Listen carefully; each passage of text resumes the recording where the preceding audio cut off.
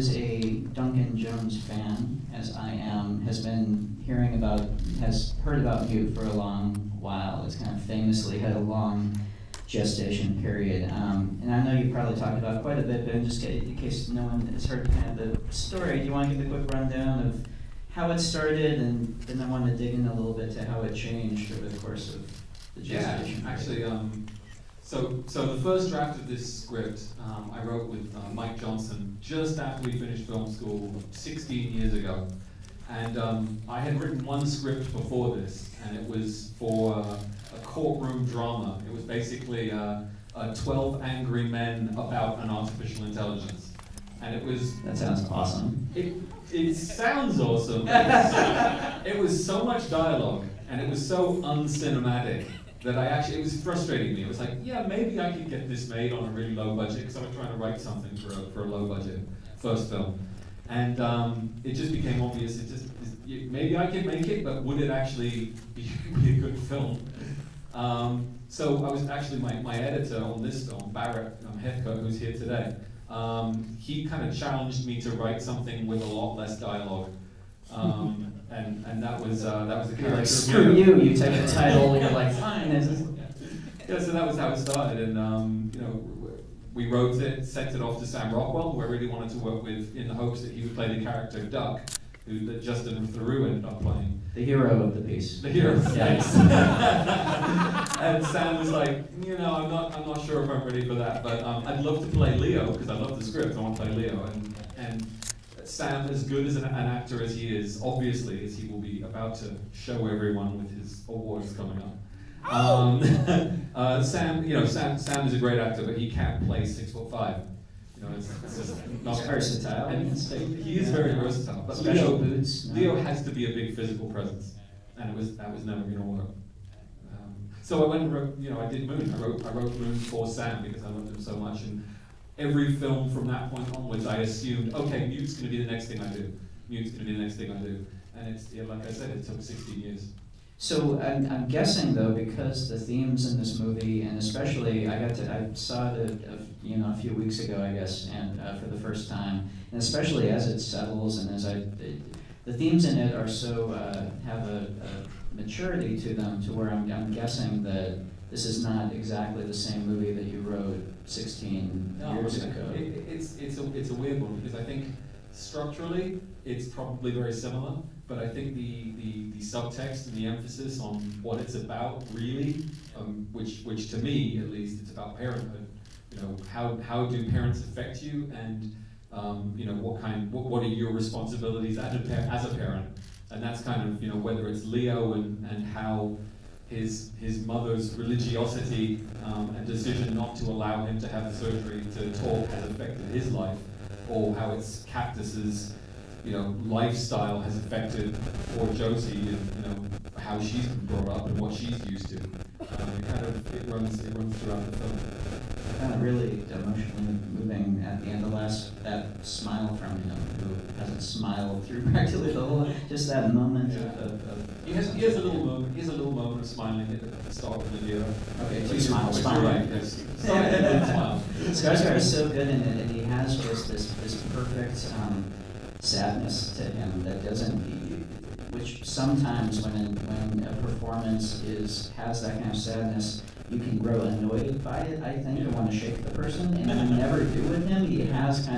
He's like the Humphrey Bogart of sadness. I really loved all the performances. Talk about how the cast did. I like to think of him as the Harrison Ford of sadness. Harrison Ford, sad. There you go. No, I think you have to just keep throwing worse and worse obstacles at the protagonist to justify, their being morose. How about the rest of the cast? How about Theroux is so a hell of a role for anyone to agree to. Yeah. Now that you've seen it. Well, and it's so evil, and as it reveals itself, it's genuine. There are bad guys in film where they're accused that, this is the bad person because he killed that guy that we don't really care about. And then there are things like this where it actually gets in your soul, and you're like, this is not okay. And because of that, though, because he's so evil by the end, the way that he was then able to, he didn't have to play it as a bad guy, which was so interesting. And I think to me at least, a lot of the reason it works, in my opinion, is that you believe the relationship between him and Cactus Bill, and the fact that these guys have had each other's backs through thick and thin, through the worst of times and the best of times, and there was only ever going to be one thing that got in between the two of them, and that was Josie. Anything else, they would have been there for each other, but this was one thing Cactus just could not abide. And Rudd is, God, his energy throughout this is so wacky and awesome, and it by turns scary and endearing. It's not necessarily Samson's mustache. Yeah, exactly. The power. That's it. That's where it all came from. It's all about the stash. But it's not necessarily an intuitive. You read the script, you would not necessarily think of as great an actor as he is. You wouldn't instantly think of Paul Rudd in that part. What led you to decide? Well, it's they were very heavily based on Robert Altman's Trapper John and Hawkeye Pierce from MASH, and one thing in particular that I was looking for was the chemistry between the two guys, and it was very much the same kind of chemistry that you'd look for in any strong relationship between a protagonist and their respective love interest. It was you had to believe that, first of all, that they were best of friends. Secondly, that they were really smart and funny. And these are things that you can't really, I don't think you can act. I think especially wit and timing and humor and that sense that you're the smartest guys or women in the room. I think you need smart people to do that. And Justin and Paul are both writers in their own right. They're both very, very funny. And they were willing to watch MASH on a loop for months at a time before we started shooting the film.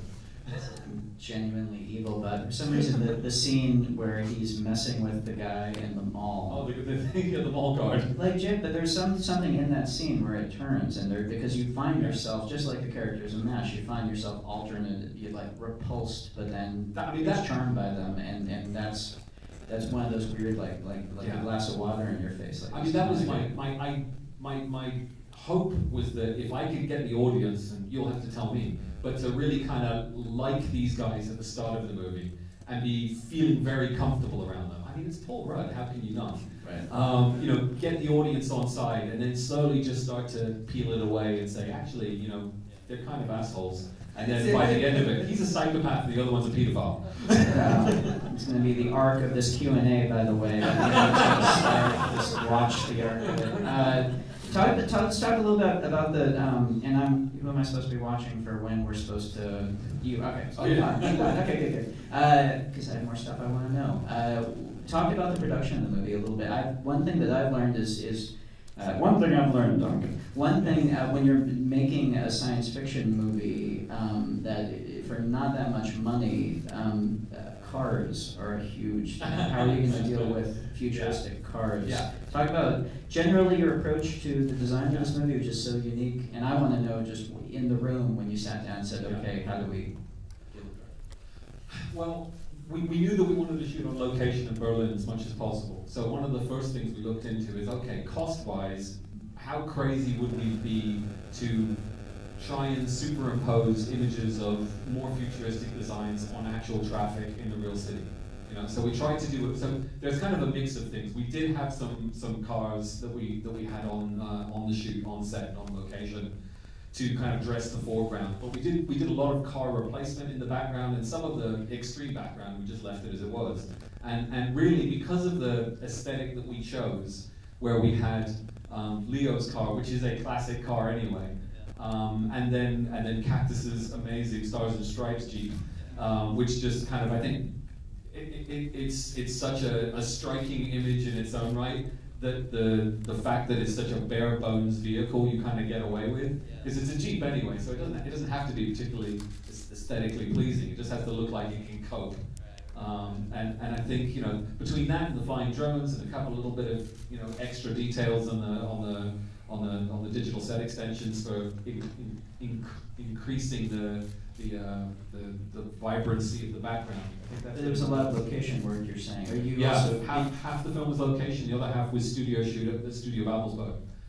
which was, set build, so that Leo's apartment and Cactus's basement, and then the nightclub, Foreign Dreams itself, the interior and exterior of that were all builds. And then we found this amazing location, which was a power station in what used to be East Berlin, for the big street scenes outside of the nightclub. And then there's the backlot set at Studio Babelsberg that we dressed. It was actually a period backlot, but we kind of futurized it a little bit. That's great. For Leo's apartment. Well, again, I mean, obviously, it's Blade Runner is like the dumb thing to say in terms of the visual influence, but there's a lot more going on in there, and the whole city, beyond just the visuals, it has a very Casablanca type feel. It's got a very kind of like these people trapped in this place that they're trying to get out of.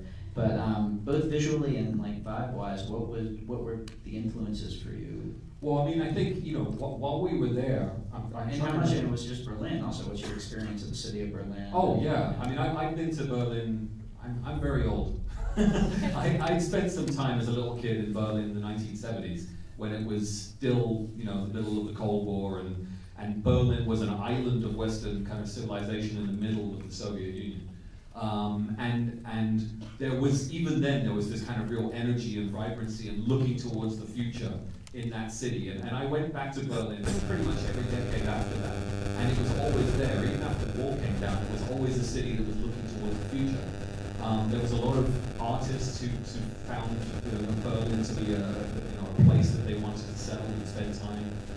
But then there was also a lot of immigration. I'm sure you heard a couple of years ago, Angela Merkel was recorded to have brought in 1 million immigrants into Germany. And there's an incredibly cosmopolitan mix in Berlin. Not just from the Middle East and from Turkey, where a lot of people have come, but also from a lot of the ex-Soviet bloc, Eastern Europe, Russia. So it's just a really interesting mix of Western culture and Eastern culture and Middle Eastern. So when we were starting to extrapolate, okay, so where does Berlin go from here? It was really just accentuating that, and then in a sense, Cactus is really the one who personifies the wanting to get out of Berlin. Of all the people in the film, he's the one who most clearly hates being there, which is why he's constantly looking for excuses to go anywhere that feels American. So he goes to bowling alleys, he goes to American-themed diners, he paints his car with the Stars and Stripes. I mean, it's just, or any Germans he interacts with, he basically disses them. I mean, it's just, that's who he is. Also, when he's stabbed in the throat, the sound effect, right? You heard the noise they just made when I just said the word sound effect. It's a special accomplishment. Thank you. One of my favorite parts of that was the prop that we had built called Steve Martin. I don't know if you remember Steve Martin used to have an arrow going through his head. Yeah. We basically had a knife version of that that Paul would just slap on the opposite side of the camera whenever we had to do a quick shot. It works really well. I can wear it at Halloween next year. Did you just wear it around? Yeah. And it had a little blood pump that you could use. And you've worked in this film. You also brought along your cinematographer. You worked with on Moon, also on Source Code. No, just Gary did Moon with me, and then I worked with Don Burgess on Source Code. Okay, gotcha. Yeah. And you're and keeping the consistency of it. Were most of your crew local, though? I'm guessing most of them. Yeah, most of them were local. We brought Gavin Bouquet, my production designer on Warcraft. He came along. Gotcha. I had a wonderful experience with him on Warcraft as far as creating the visuals of that movie. And gotcha. He was excited about doing he'd done some of the prequel Star Warses. Okay. I think you're familiar with that. Yeah, read about those. But Gavin had done those movies, and then he liked the idea of doing a more gritty, kind of real sort of not that it's not real Star Wars, it's very real. Can I ask about Luke Skywalker? No. Did he get lag? So the drone is like the whole food. I love that as a detail. The drone delivering the food, just grounded the whole thing. So Duncan, well, it's I mean, visually, it's a stunning film. I want to dig in. I want to go back. One person I will say who was connected with Moon and this is Clint Mansell. Oh, of course. Yeah. We are fighting the good fight to make sure that Clint's score becomes available, because right now we're not sure. Oh, really? Please, because Gorgeous. So how do you work with Clint? Does he score to picture? Does he deliver you elements that you build with? It's weird. I've had different experiences in the past, as far as using, using temp score or not. This one was a strange one. Clint came on very early, which was wonderful. But the temp score was really much less important than it has been in past movies for me. And it really was just about letting Clint have the time to play, and then hopefully being able to guide him from a different perspective as to what I thought the movie needed to be doing at any given point. But we had been talking about this film since Moon, Clint and I, and he knew it was coming up, and we were both, I think emotionally, mentally, and unfortunately the right place, both having lost close people, and kind of wanting to channel, that feeling into the movie. So no, it was a joy to watch Clint, a joy and kind of somewhat traumatic in some ways to watch Clint find a way to channel that. What were not getting into personal stuff, but just in terms of musically, what were the conversations you guys had in terms of reference, in terms of, what you were going for? I'm a very detail-oriented director, so I just said, good. Make it really good. Make music good. Yeah. You make us strong. That's what I always use whenever I'm not sure what to say. That's good. Yeah, I'll take it. I'll let you go. The judges will accept that.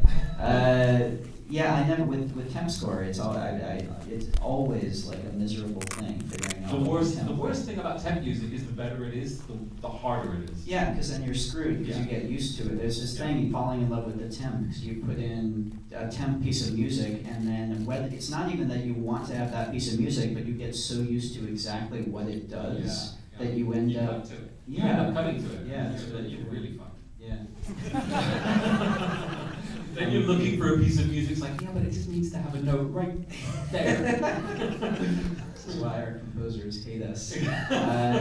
Certainly, coming back real quick, just to in terms of, as we started talking about a little bit, in terms of the long gestation period and first of all, was he always Amish? Was the character always Amish? I mean, the very, very early version of the script wasn't even sci-fi; it was contemporary, and that was like year one and two, until Moon got made.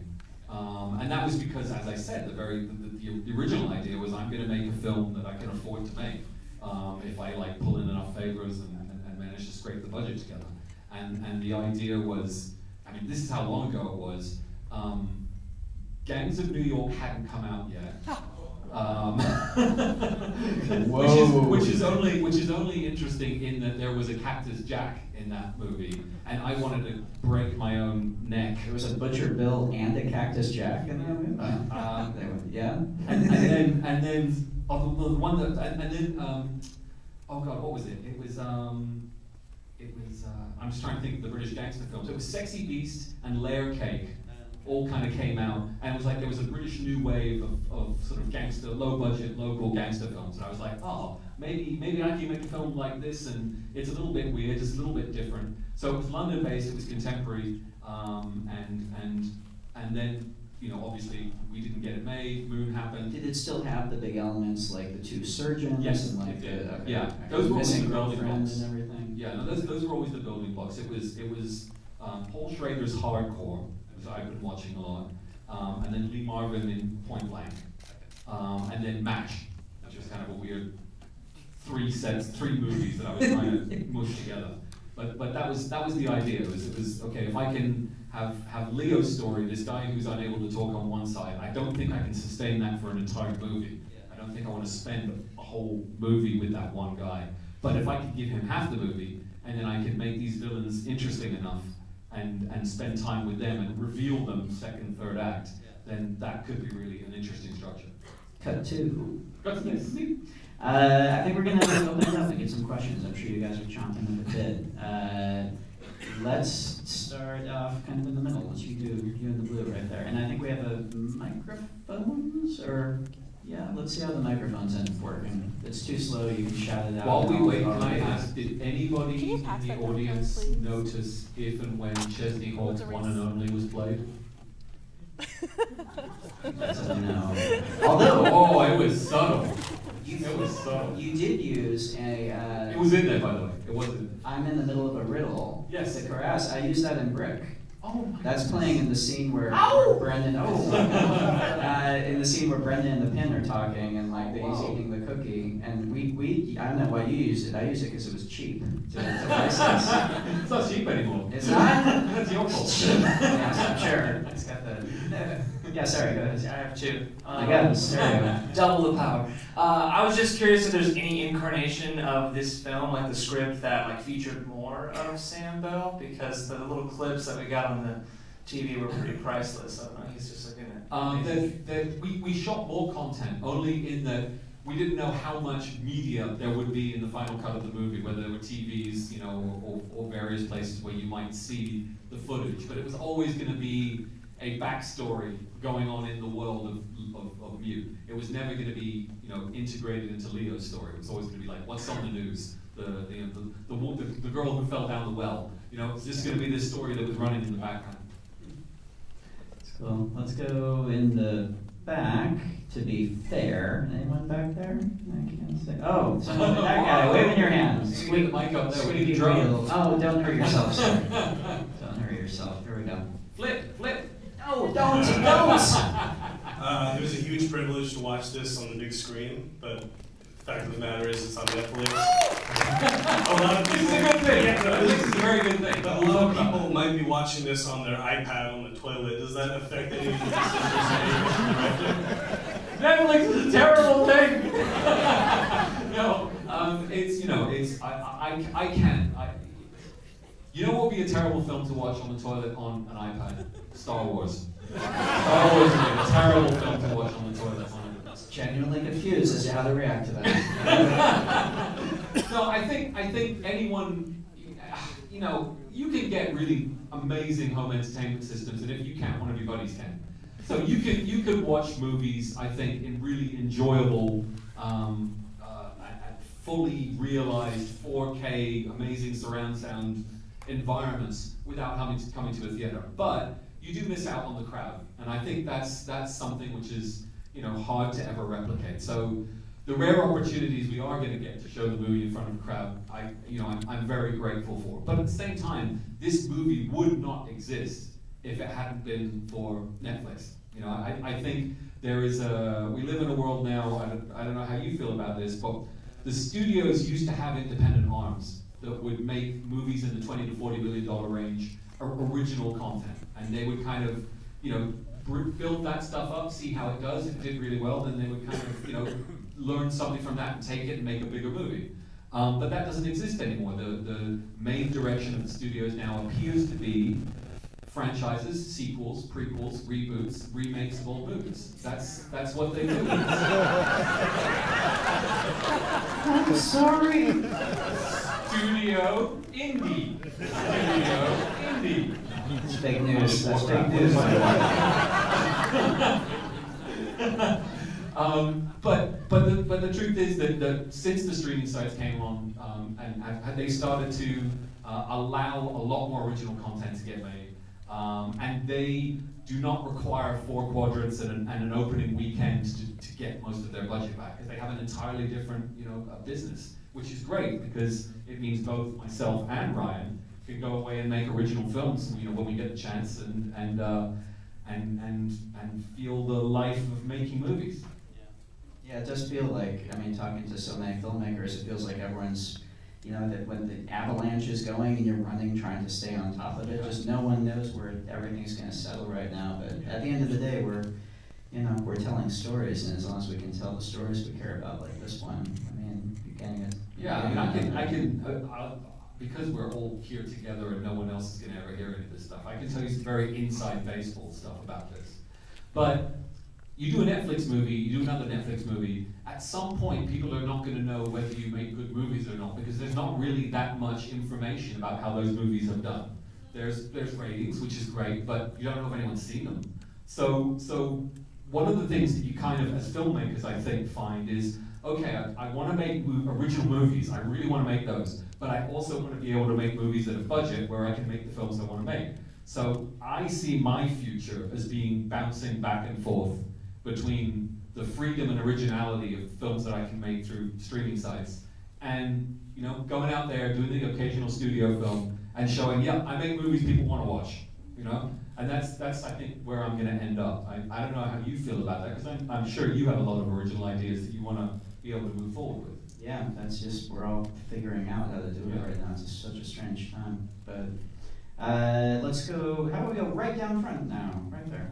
So I wanted to know, because when I saw the commercials, I thought Paul Rudd had the mustache, and he was going to be like a good guy in the end. Yeah. How did you get America's Sweetheart to play such a corrupt criminal murderer? He begged me. He begged. No, honestly, Paul. When an actor gets known for doing one thing, often the best thing you can do is offer them the opposite, because then they're like, "I'd love to do that. Nobody offers me that." So that was pretty much the case with Paul. Is that he really did love the script, and he was very enthusiastic about playing against type. I think that was the easy bit. I consider you America's Sweetheart, by the way. I'll get all the glory. Why don't we go over to the side? You can see my method here. Yeah, how about you right there? We got a mic. I'm just trying to make things as hard as possible for the people with the microphones, so you can all around. Thanks, yeah. So you said that when you initially written the script that you wanted it to be neo-noir cyberpunk, Yeah. but then made it contemporary for the sake of budget and brought it back again. So what was the motivation for having it in a cyberpunk setting? I think after the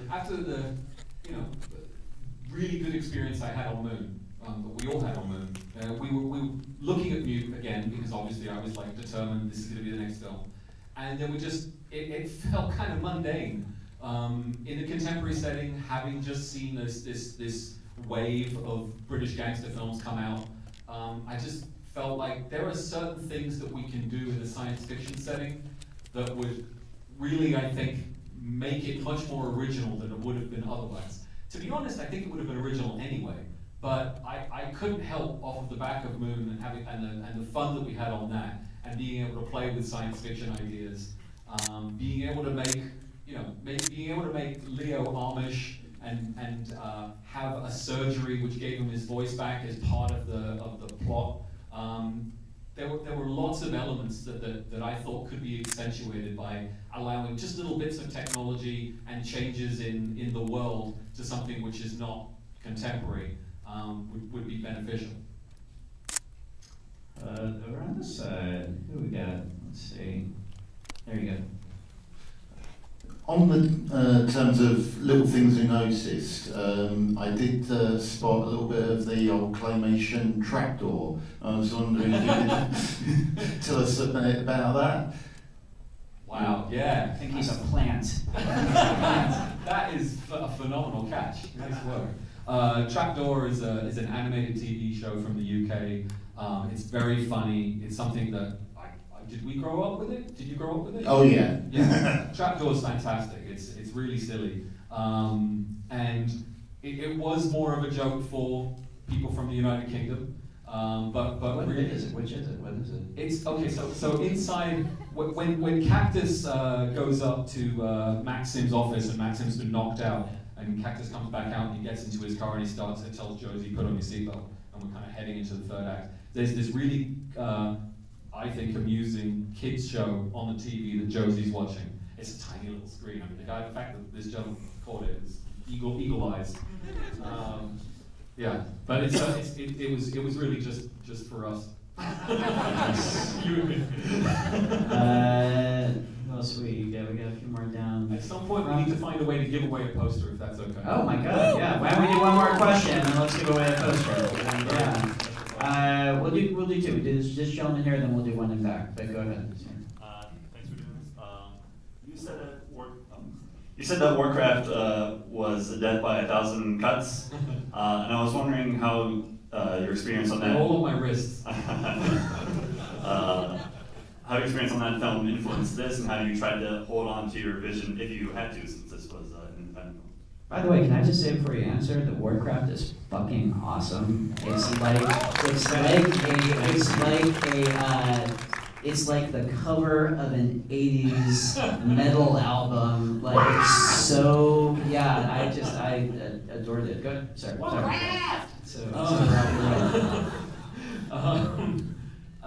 Sorry, I forgot the question. I got so excited about Ryan liking Warcraft. I apologize. That's the question again. So Death by 1,000 Cuts on that. How did you hold on to your vision? How did you vision? Take your experience from that and, Okay. and say, I'm going to make the movie I want to make this time? 3.5 And I will years. say, I love Warcraft. It's just So 3.5 years of politicking, which is basically what Warcraft was. War of attrition, death of 1,000 cuts, being beaten up. I felt like, Rocky before he starts the comeback. In the last rounds where he's getting beaten up but he hasn't started punching back. That's what the end of Warcraft was like.